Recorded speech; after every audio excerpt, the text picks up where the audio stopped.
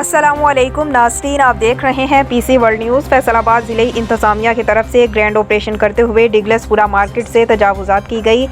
80 करोड़ रुपए मालियत की सरकारी अराज़ी और दुकानें कब्ज़ा माफिया से वागज़ार करा ली गईं।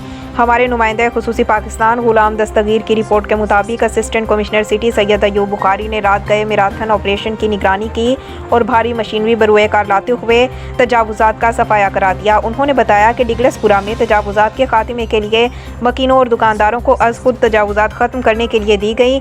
मोहलत ख़त्म होने पर ऑपरेशन किया गया। उन्होंने बताया कि तजावुज़ात के खिलाफ ऑपरेशन जारी है और किसी को सरकारी अराज़ी पर काबिज़ नहीं होने देंगे।